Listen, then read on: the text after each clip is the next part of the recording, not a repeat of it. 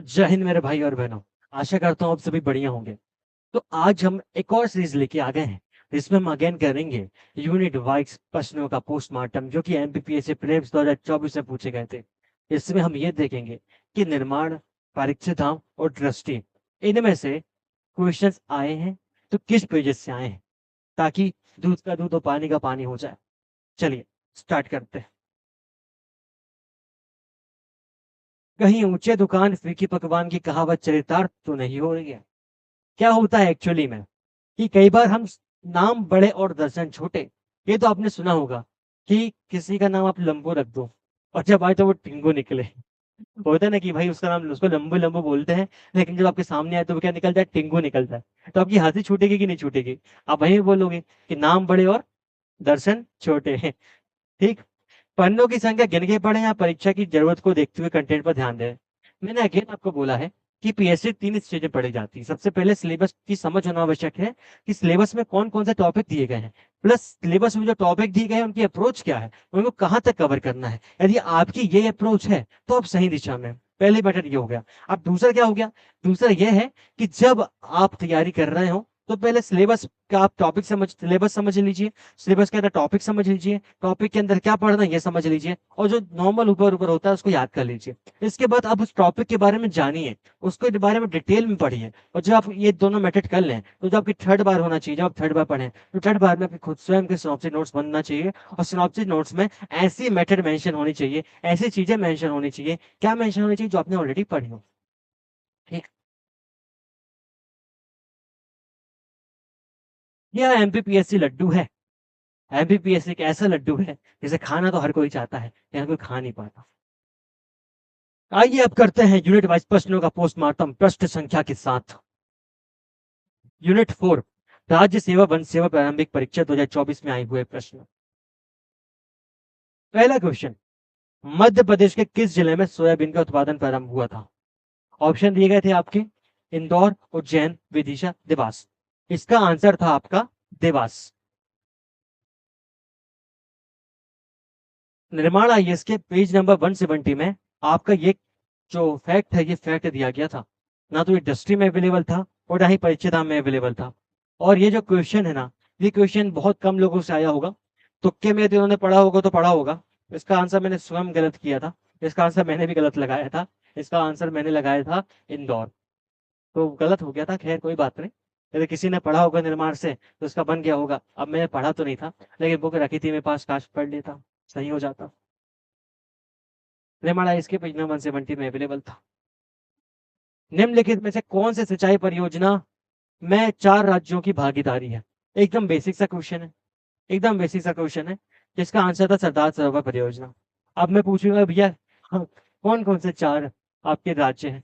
तो 4 राज्यों के नाम तो आप बताओगे यार, मैं नहीं बता रहा। 4 राज्यों के नाम कमेंट कर देना, नीचे कमेंट कर देना और कमेंट करके ही जाना।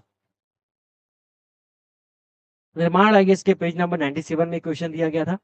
दृष्टि आईएएस के पेज नंबर, दृष्टि आईएएस में नहीं दिया गया था, क्या पता यार। दृष्टि आईएएस में, हाँ ये वाला है। सिंचाई परियोजना में 4 राज्यों की भागीदारी, एकदम बेसिक क्वेश्चन। हाँ, निर्माण आईएएस के पेज नंबर 97 में और ये क्वेश्चन दिया गया, मतलब ये फैक्ट दिया गया था। दृष्टि आईएएस में अवेलेबल नहीं था। परीक्षा धाम में 49 में ये जो फैक्ट है, ये फैक्ट दिया गया था। अब देखिए, इसको तो पढ़ दूंगा। इससे पहले आपको बता दूं, यदि आप भी एमपीपीएससी मेंस की तैयारी करना चाह रहे हैं तो एमपीपीएससी मेंस के लिए ना आंसर राइटिंग बहुत ज्यादा जरूरी होती है। और मात्र आंसर राइटिंग आना जरूरी नहीं होता, आंसर राइटिंग के साथ वर्ड लिमिट में कितना लिखना है और वर्ड लिमिट के साथ साथ टाइम मैनेजमेंट कैसे करना है, ये बहुत इंपॉर्टेंट होता है। इतना भी ठीक है, इसके साथ टाइम में आपका सिलेबस कंप्लीट हो जाए, ये भी तो एक बहुत बड़ा रोल प्ले करता है ना। तो यदि आपको सच में एमपीपीएससी मेंस की तैयारी करनी है, आपने पहले थोड़ा भी पढ़ा होगा, थोड़ा बहुत भी यदि आपने मेंस का आपको आइडिया है, यदि आपने मेंस का पहले पढ़ा हुआ है, या तो आपने प्रीलिम्स का थोड़ा बहुत पढ़ा हुआ है अच्छे से, तो आप नीचे हमारा टेलीग्राम चैनल दिया गया है, टेलीग्राम चैनल आप ज्वाइन करिएगा। वहीं पे टेलीग्राम ग्रुप है @PSC प्रबल चैट, उसकी लिंक भी मैंने नीचे डिस्क्रिप्शन में दे दी है। वहां पर हम क्या करते हैं, वहां पर हम आपको डेली टारगेट देते हैं। डेली टारगेट किसके साथ देते हैं? डेली टारगेट हम आपको प्रोवाइड करते हैं सिनॉप्सिस नोट के साथ। सिनॉप्सिस नोट्स के साथ साथ हम आपको श्री कवि एप्लीकेशन से करने के लिए बोलते हैं। और एक और है आपका जो मॉडल क्वेश्चन पेपर है 150 मार्क्स का, हम डेली देते हैं और वीकेंड में हम 300 मार्क्स का देते हैं, ताकि आपकी प्रिपरेशन भी अच्छे से हो सके। यदि आप उस टारगेट्स को फॉलो कर सकते हैं तो 100 दिनों के अंदर आपका सिलेबस अच्छे से कवर हो जाएगा, और मतलब इतना तो कवर हो जाएगा कि आप बाकी लोग से ज्यादा अच्छा परफॉर्म करके आओगे। तो यदि अभी तक आपने हमारा टेलीग्राम चैनल ज्वाइन नहीं किया है तो सबसे पहले हमारा टेलीग्राम चैनल ज्वाइन करिएगा, लिंक मैंने नीचे डिस्क्रिप्शन में ड्रॉप कर दी है। तो जो थर्ड क्वेश्चन है, वर्ष 2011 की जनगणना के अनुसार किस जिले में नगरीय जनसंख्या का प्रतिशत सर्वाधिक है? इसका आंसर है भोपाल। ये एकदम बेसिक क्वेश्चन है। तो ऐसा क्वेश्चन है, बेसिक क्वेश्चन है। जब आप जो मध्य प्रदेश है, मध्य प्रदेश की जनसंख्या जब आप टॉपिक पढ़ते हैं तो ये टॉपिक भी आप पढ़ते होंगे, मतलब ये तो आपने पढ़ा ही होगा, नगरीय जनसंख्या का प्रतिशत सर्वाधिक है भोपाल। जैसे मैंने कहा था कि बेसिक क्वेश्चन है, तो निर्माण के पेज नंबर 214 में अवेलेबल है, दृष्टि के पेज नंबर A50 में अवेलेबल है, परीक्षा धाम के पेज नंबर 145 में अवेलेबल है। चौथा क्वेश्चन की बात करें, चौथा क्वेश्चन क्या है? मध्य प्रदेश के दक्षिण पूर्वी भाग में अधिकांश वर्षा किसके द्वारा होती है? अब दक्षिण पूर्वी भाग कौन सा है? जैसे यदि हम इस बोर्ड को मान ले एमपी का मैप, यदि हम इस बोर्ड को एमपी का मैप मान ले, ऐसा नहीं है। अब ये मत कहना कि तुम ऐसे के चौकोर बना दो और बोल दो भी हम एमपी का मैप मान लिए, ये नहीं होता। क्या होगा? अभी मैं बता रहा हूँ इसलिए मान लो। ठीक, ये क्या हो गया आपका? नॉर्थ ये हो गया, ये हो गया साउथ, ये हो गया ईस्ट, ये हो गया वेस्ट। जैसे मैं खड़ा हूं ना, तो मैं जो ऊपर है ना, मेरे ऊपर हो गया नॉर्थ, नीचे south, east, west, north, south, east, west. पलट जाता हूँ, क्वेश्चन के सामने खड़ा करता हूँ, ठीक है। मेरा तो जो नॉर्थ ईस्ट जो साउथ है ना, तो दक्षिण पूर्वी भाग कहाँ पे होगा बताओ? जैसे यदि मैं यहाँ से देख रहा हूँ सामने से, और सामने से ऐसा मैप बना हुआ है, तो जो दक्षिण पूर्वी भाग होगा ना, दक्षिण पूर्वी भाग यहाँ कहीं पे होगा, ऐसा। यहाँ पर आपका दक्षिण पूर्वी भाग होगा, देखो कितना अच्छा हो रहा है ऐसे करके। ये हो गया आपका दक्षिण, ये हो गया आपका दक्षिण पूर्वी भाग। इतने से स्लाइड होके आया है ना। तो मध्य प्रदेश के दक्षिण पूर्वी भाग में अधिकांश वर्षा किसके द्वारा होती है? मध्य प्रदेश के दक्षिण पूर्वी भाग में अधिकांश वर्षा मानसून की बंगाल की खाड़ी शाखा से होती है। आपने ये पढ़ा होगा, आपने यदि इंडियन ज्योग्राफी भी पढ़ी होगी ना, यदि आपने किसी कोचिंग के नोट से पढ़ा होगा, तो वो ये मेंशन करके देते हैं वहां पर अलग से फैक्ट में कि मध्य प्रदेश के दक्षिण पूर्वी भाग में अधिकांश वर्षा मानसून की बंगाली खाड़ी शाखा से होती है। यदि आप एमपी का पढ़ रहे हो तो एमपी का तो आपको आती ही होगा। निमाड़ा इसके पेज नंबर 125 में अवेलेबल था, दृष्टि में अवेलेबल नहीं था, और ना ही परीक्षित में दिया गया था। ठीक है, पांचवा क्वेश्चन है, मध्य प्रदेश में काली मिट्टी का निर्माण किस चट्टान के द्वारा हुआ है? बलुआ पत्थर, चूना पत्थर, बेसाल्ट, नीस। देखो, जैसे यदि बात करें ज्वालामुखी उद्गार, तो आपको पता है क्रिटेशियस जो युग था, क्रिटेशियस युग में आपका, क्रिटेशियस काल में आपका ज्वालामुखी उद्गार हुआ था। और जैसे कि एमपी का मैप है, तुम्हारा मान लो एमपी का मैप है, मान लिए, तो ये आपका मालवा का पठार है, यहाँ से ऐसा आपका मालवा का पठार होगा। ठीक, ऐसा आपका मालवा का पठार होगा। तो यहाँ यहाँ पे आपकी बेसाल्ट चट्टानें पाई जाती थी। और जब आपके यहाँ पे बेसाल्ट चट्टानें पाई जाती थी, तो बेसाल्ट चट्टानों के क्षरण से किसका निर्माण होता है भैया? वहां पे होता है काली मिट्टी का निर्माण। यदि पूछना जाता मध्य प्रदेश में काली मिट्टी कहाँ से अधिक पाई जाती है, तो आप आंसर बताते मालवा। लेकिन यहाँ क्वेश्चन पूछा गया मध्य प्रदेश में काली मिट्टी का निर्माण किस चट्टान के द्वारा हुआ है? बेसाल्ट चट्टान। बेसिक सा क्वेश्चन। निर्माण के पेज नंबर 137 में अवेलेबल है, परिचय नाम के पेज नंबर 55 में अवेलेबल है। बेसिक सा क्वेश्चन है, इसलिए दृष्टिया इसने नहीं दिया, क्योंकि दृष्टिया मेरे हिसाब से लगभग बहुत ज्यादा डिटेल में देती है। आगे बात करें, मध्य प्रदेश में बांस का राष्ट्रीयकरण कब हुआ था? तो यह हुआ था 1973 में। कहाँ हुआ था? 1973 में हुआ था। और अब इसमें देखते हैं किसमें किसमें दिया था, किसमें किसमें नहीं दिया था। देखो, निर्माण आयुक्त के पेज नंबर 44 में दिया गया था, परीक्षा दान के पेज नंबर 74 में दिया गया था, दृष्टि में यह भी नहीं दिया गया था। पर हम सेवन क्वेश्चन की बात करें, विंध्यन स्कॉटलैंड का दक्षिणी भाग क्या कहलाता है? अमरकंटक पठार, मेघाल पठार, भांडेर पठार, बस्तर पठार। देखो, अभी बेसिक सा क्वेश्चन है, यदि आप थोड़ा दिमाग भी लगाते तो क्या होता। जो आपका मेघाल पठार है, मेघाल पठार तो भैया सतपुड़ा रीजन का है ना, सतपुड़ा रेंजेस का है। वैसे ही बस्तर पठार को कहाँ गया? बस्तर पठार आपका चला गया छत्तीसगढ़। वह बचा हुआ क्या? अमरकंटक पठार। अमरकंटक पठार भी तो मेघाल पठार का हिस्सा होगा, सतपुड़ा श्रेणी का। बचा कौन सा? भांडेर पठार।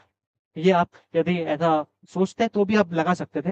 बाकी ये क्वेश्चन विजय निर्माण में तो दिया गया था, ये तो मैंने पढ़ा था। हाँ, देखो, निर्माण के पेज नंबर 21 में ही दिया गया था, ना तो दृष्टि में दिया गया है और ना ही परीक्षा धाम में दिया गया है। आगे चलते हैं। निम्नलिखित में से कौन सा युग्म गलत है? देखो, बोरी होशंगाबाद में है, पता है आपको। गंगेऊ पन्ना में है, ये भी पता है आपको। करेरा शिवपुरी में है, ये भी पता है आपको। और घाटी गांव कहाँ है भैया? घाटी गांव आपका ग्वालियर में है, इंदौर पे नहीं है। तो आप इस पर टिक कर देते। अब ये निर्माण आई इसके पेज नंबर 60 से 62। हाँ, ठीक है। निर्माण के पेज नंबर 60 से 62 में दिया गया था, क्योंकि एक्चुअली में मेरे हिसाब से लिस्टिंग में दिया गया है, ये मैंने नहीं पढ़ा। ये, हाँ, निर्माण आई इसके पेज नंबर 60 से 62 में दिया गया था। दृष्टि आई इसके A13 में दिया गया था। परीक्षाधाम के 56 से 57 में दिया गया था। एक्चुअली में क्या है, कुछ हमारी टीम से जिन्होंने डेटा पढ़ा है, तो हम लोगों ने क्या किया, डेटा को एक बार साथ में हमने बताया कि भैया ये क्वेश्चन कहाँ कहाँ से आए थे। उन्होंने क्वेश्चन किया, और ये क्वेश्चन मैंने नहीं पढ़ा था, मेरी टीम के किसी मेंबर ने दिया था ये वाला। ठीक है। तो निर्माण आई 60 से 62। दृष्टि आई A13। परीक्षाधाम 56 से 57, जो टेबल बनी थी टेबल में दिया गया था ये। और ये जो क्वेश्चन है ना आपका, निर्माण आईएएस में तो दिया गया था, दृष्टि आईएएस में भी दिया गया था, परीक्षा में दिया गया था, बेसिक क्वेश्चन है, बन गया होगा। देखो, मैं एक चीज कह रहा, यदि आपको ऐसा लग रहा है ना कि कहीं पे मैंने मेंशन नहीं किया है, क्या है, जैसे निर्माण हो गई, जस्ट की परीक्षा धाम हो गई, अब इनको पूरा पढ़ना है, क्वेश्चन ढूंढने हैं, और इसके बाद हमको पीपीटी बनाना है, तो यदि आपको ऐसा लग रहा है कि हमने बोल दिया है कि ये इसमें नहीं है, मतलब जैसे हमने बोल दिया कि दृष्टि, पुराने क्वेश्चन में हमने बोला कि दृष्टि में नहीं है, अब यदि आपको लगता है कि दृष्टि में है, तो एक काम करिएगा, मैंने हमारे टेलीग्राम चैनल का लिंक तो आपको नीचे डिस्क्रिप्शन में दिया है, कहीं भी ग्रुप पे जब आप आइएगा, और यदि दृष्टि में दिया गया होगा तो बाकायदा फोटो लीजिएगा, और फोटो लेने के बाद आप टेलीग्राम में आप अपलोड कर दीजिएगा, मैं अपने टेलीग्राम चैनल में उसको अपलोड कर दूंगा। तो अभी तो मैंने आपको बता दिया, ये लास्ट पॉइंट था। लगभग कितने क्वेश्चन पूछे गए थे? लगभग 8 क्वेश्चन पूछे गए थे एमपी की ज्योग्राफी से, यूनिट 4 से, जिसमें से सबसे ज्यादा क्वेश्चन निर्माण आईएएस से आए हैं, उसके बाद परीक्षा धाम से, और परीक्षा धाम के बाद आपके किससे आए हैं? परीक्षा धाम के बाद आए हैं दृष्टि से। पता नहीं क्यों दृष्टि उतना अच्छा परफॉर्म नहीं कर पा रही है, और दृष्टि का जितना अच्छा नाम है उतना अच्छा इसने कंटेंट नहीं दिया है। और यूपीएससी में सच में मानना पड़ेगा, यूपीएससी में इंडस्ट्री जो काम कर रही है ना, मुझे नहीं लग रहा कि यूपीएससी, मतलब यूपीएससी में जो इंडस्ट्री काम कर रही है वो एमपीपीएससी में उतने अच्छे से काम कर रही है। एमपीपीएससी को उन्होंने हलवा समझ के रखा, एमपीपीएससी को उन्होंने सच में लड्डू बना के रखा है। अब बताओ ना, जो जिन्होंने यदि सिर्फ दृष्टि से पढ़ा होगा, और उन्होंने कुछ सोर्स नहीं उठाया होंगे, पहले से कहीं से पढ़ा नहीं होगा, तो उनके तो ये क्वेश्चन कहाँ से बनने हैं उनको? होता है।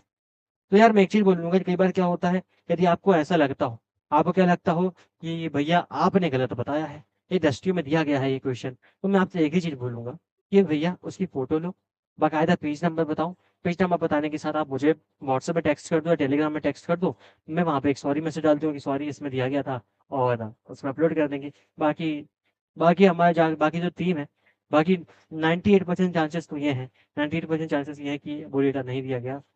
ठीक है। तो अब मिलते हैं फिर हम अगले वीडियो में, तब तक के लिए जय हिंद, जय भारत, वंदे मातरम।